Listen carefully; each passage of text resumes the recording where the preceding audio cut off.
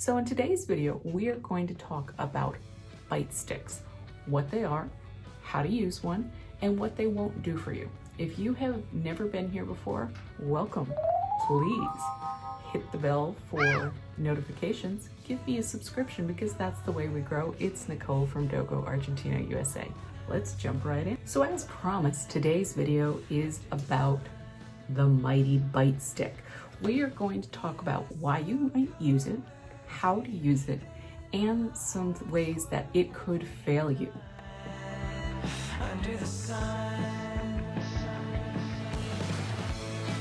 So what is a bite stick? So as you can see, it is basically a taper, sort of like a dull knife made out of an extremely hard plastic. I have several of them. I keep one downstairs, I keep one upstairs, I keep one in each of my vehicles. And why you might want to have one is because they are a leverage device that you use to literally break one dog's bite onto another dog's neck or other body part. Now, as you know, the Dogo Argentino is a catch dog. It is a hunting dog. It was designed to hunt boar and puma.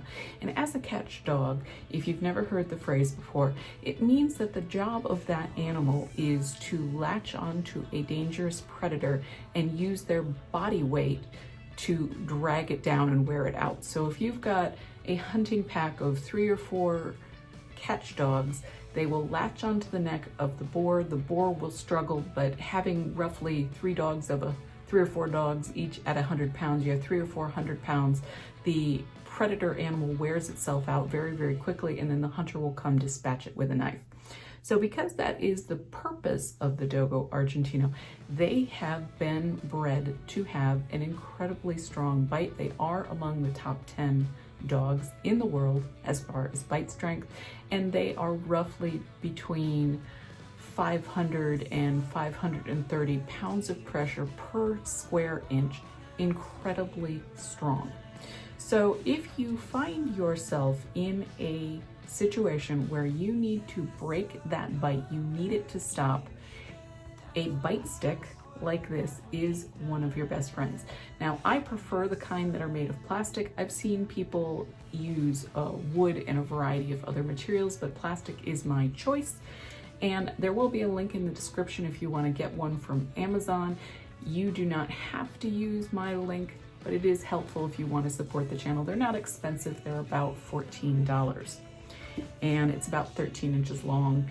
And I would say at the thick end, we're probably just over 5/8, and at the very tip, we're probably just under 1/8 in terms of thickness. Sorry for my viewers outside the United States. I only know the imperial system, not the metric system. So using a bite stick is a form of leverage, as I mentioned. You are basically using leverage to break that bite. I highly suggest you never use your hands, because you can definitely be very, very seriously injured in a dog fight. A dog fight happens very quickly, it's very intense, and it's usually over pretty quickly. But because the Dogo Argentino is a catch dog, they are less likely to let go than many other breeds. So many other breeds bite, release, bite, release, bite, release. A Dogo bites and holds. And so that's where this bite stick comes into play. So how are you going to use it?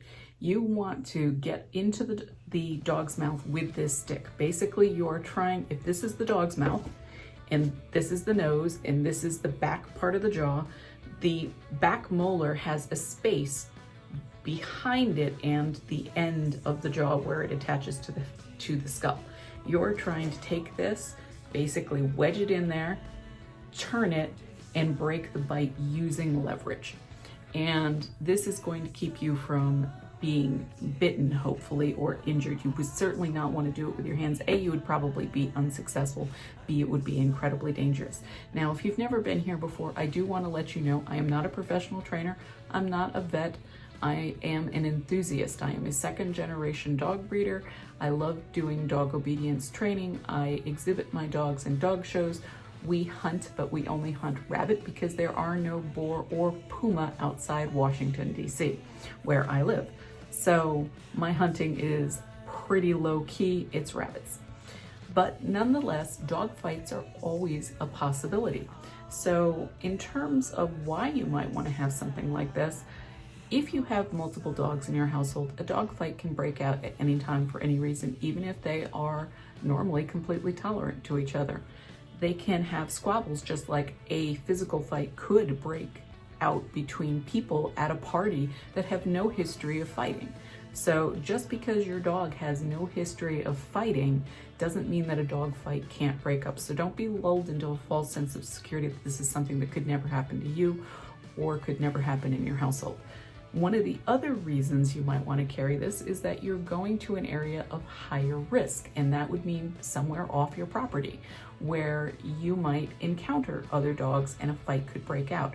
And it isn't always necessarily because you've done something wrong. It could be the other people have an off-leash dog, that dog comes up and threatens your dog, a fight breaks out. If you had a bite stick hanging off your leash, you could easily break that up. Well, it's possible to break it up without putting your hands in that very dangerous red zone of dogs.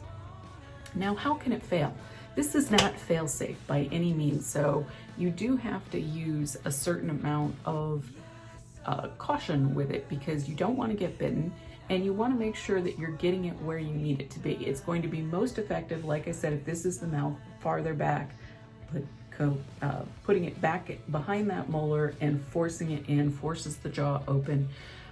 But where will this fail? It can fail if you can't get it in the mouth. It can fail if the size of the dogs is highly divergent, meaning if you have a Dogo Argentino who got in a fight with a Chihuahua, that isn't a fight. That is a Chihuahua that is so small the entire Dogo Argentino mouth could probably go very easily over the head of the Chihuahua. A bite stick isn't going to help you. Chances are, unfortunately, that Chihuahua is not going to make it out of that fight alive. And in my experience, smaller dogs are actually far more aggressive and less obedience trained than medium and large dogs. So you're actually very likely to have a small dog challenge a Dogo Argentino, and Dogo Argentino are known not to back down. Even a well-socialized, well-trained dog can't be expected to ignore being bitten by a dog that isn't a threat like a Chihuahua. Just like you cannot truly be expected not to respond to a fight just because someone comes and punches you directly in the mouth and you know that you could win a fight with them, doesn't stop them from doing it and doesn't stop you from responding. So same thing with the Dogo Argentino. So because this works on leverage, because it works as a lever, the dogs have to be somewhat equitable in size, because if the dog is significantly smaller, chances are that the Dogo is just going to, win.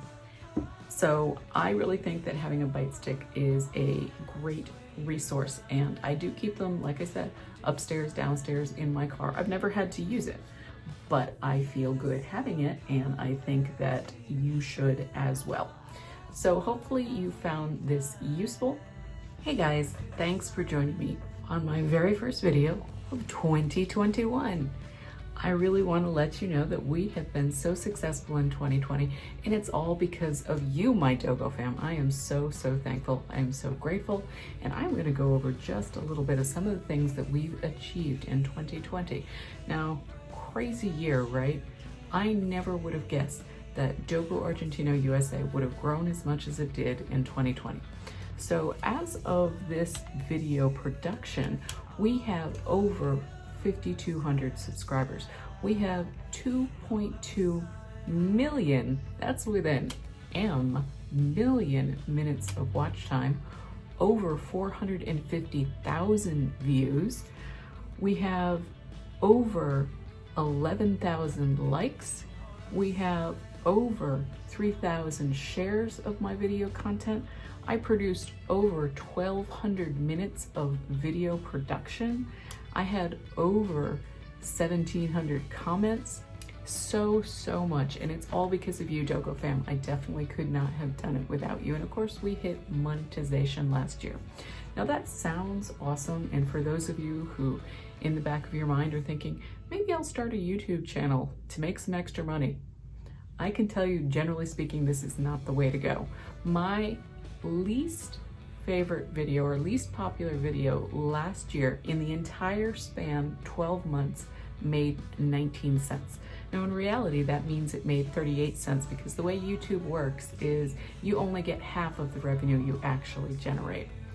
And that makes my most popular video miles away from the least popular, and that one made about $78 in the entire year. So this definitely is not something I do for money because there isn't any in YouTube, there just isn't. I do want to thank you so much, those of you that bought me some coffee through my coffee link, which is so helpful and really, really encouraging. I've had such great response from so many people, and this isn't even counting the number of questions, direct messages, private messages, emails that I've gotten. I am only one person. I'm doing this all by myself. And for those of you that have been here before, you know that I own a thriving small business. And I actually was able to hire 2 new people last year. So now I employ 7 people outside of myself, and I'm even busier than I've ever been before at work.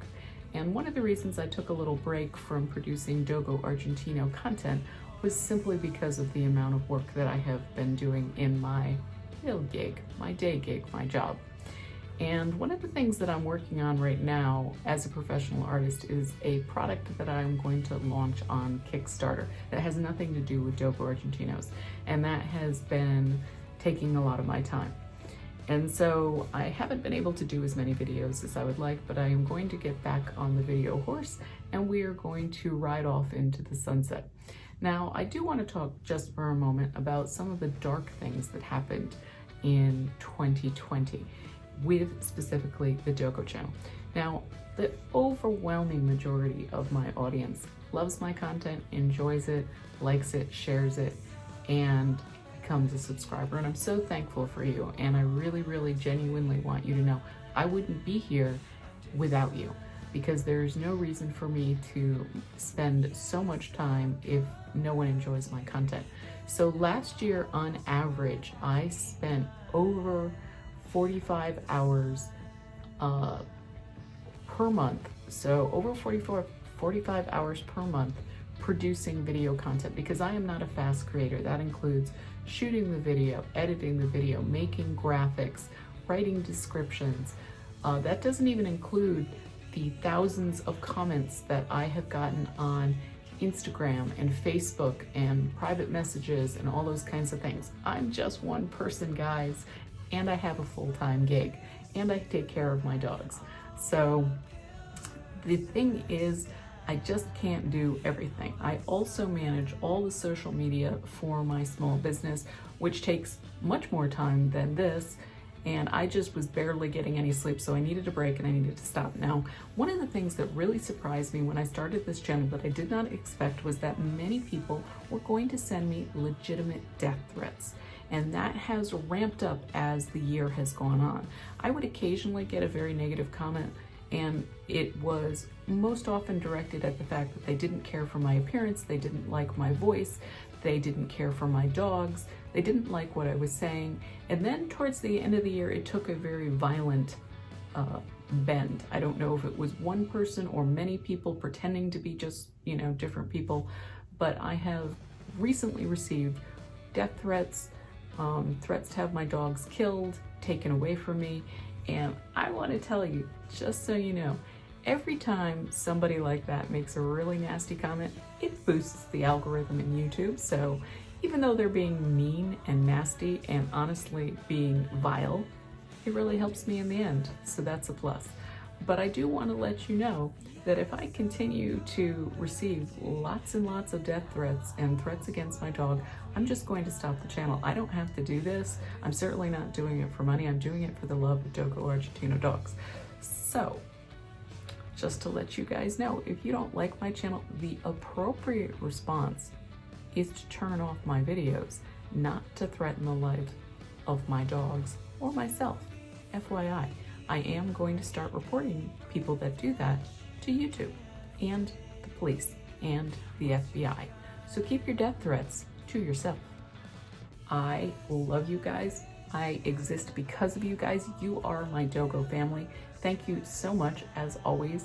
I hope that you guys have a wonderful 2021. I hope that it is prosperous, that you are healthy, that you are safe, that you are happy, that the insanity of the world does not negatively affect your mental outlook.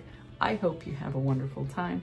As always, thank you so much for your time and attention, and have a Dogo-tastic day.